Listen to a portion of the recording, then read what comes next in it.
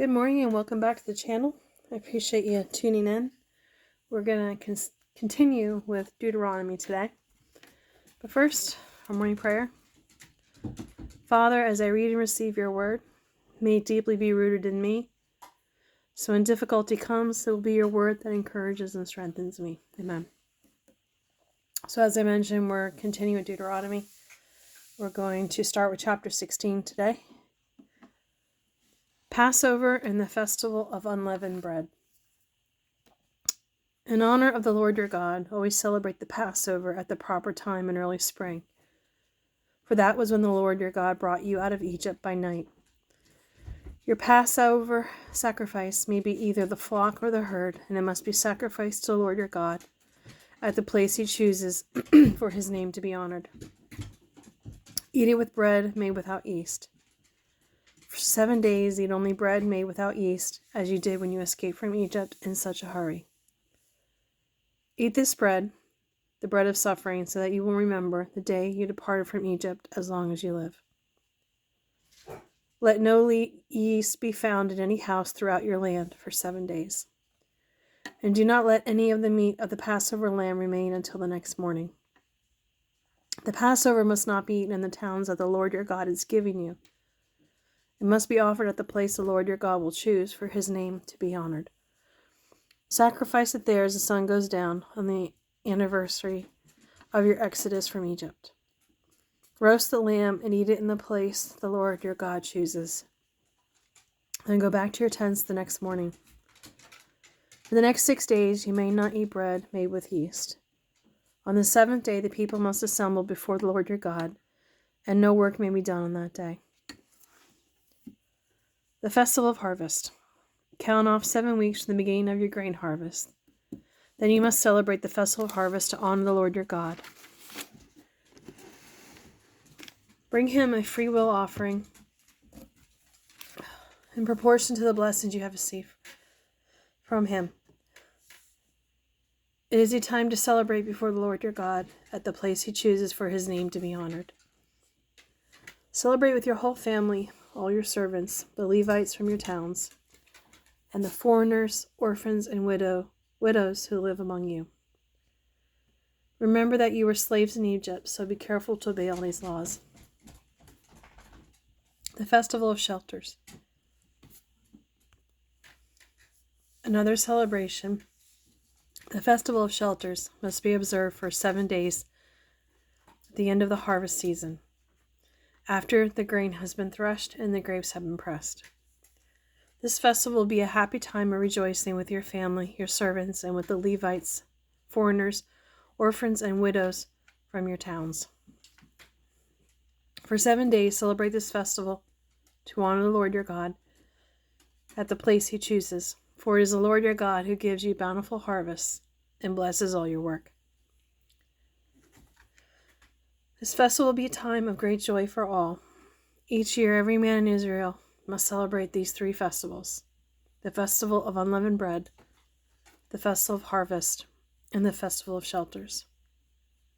They must appear before the Lord your God at the place he chooses on each of these occasions, and they must bring a gift to the Lord.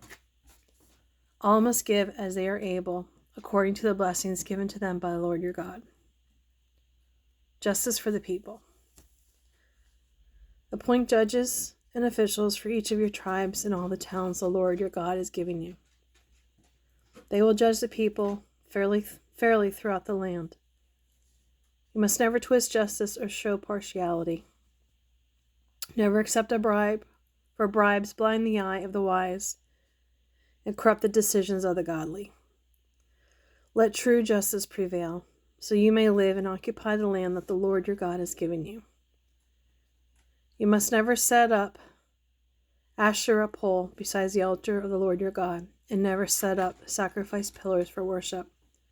The Lord your God hates them. Chapter 17.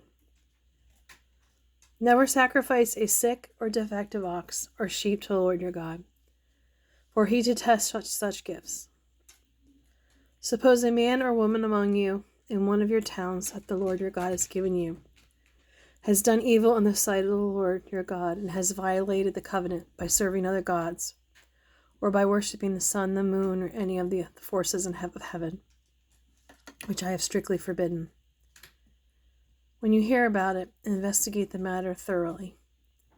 If it is true that this detestable thing has been done in Israel, then that man or woman must be taken to the gates of the town and stoned to death.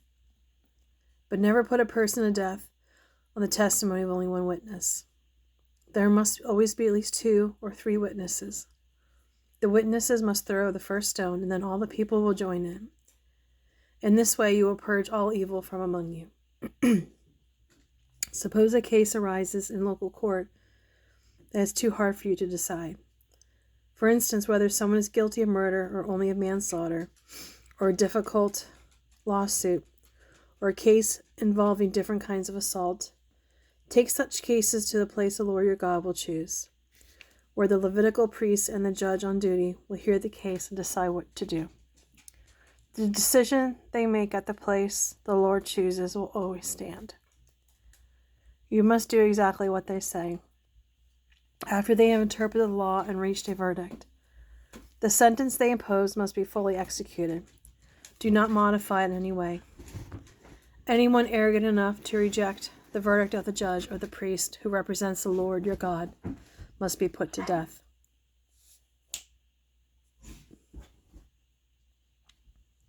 Such evil must be purged from Israel, that everyone will hear about it and be afraid to act so arrogantly. Guidelines for a king. You will soon arrive in the land the Lord your God has given you, and you will conquer it and settle there. Then you will begin to think, we ought to have a king like the other nations around us. If this happens, be sure that you select as king the man the Lord your God chooses. You must appoint a fellow Israel, not a foreigner. The king must not build up a large stable of horses for himself, and he must never send his people to Egypt to buy horses there, for the Lord has told you, you must never return to Egypt. The king must not take many wives for himself, because they will lead him away from the Lord. He must not accumulate vast amounts of wealth in silver and gold for himself. When he sits on the throne as king, he must copy these laws in a scroll for himself in the presence of the Levitical priests. He must always keep this copy of the law with him and read it daily as long as he lives. That way he will learn to fear the Lord his God by obeying all the terms of this law. This regular reading will prevent him from becoming proud and acting as if he is above his fellow citizens. It will also prevent him from turning away from these commands in the smallest way.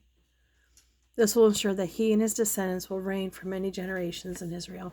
Thank you for joining me today. I appreciate it. We'll continue tomorrow with Deuteronomy chapter 18. Have a great day.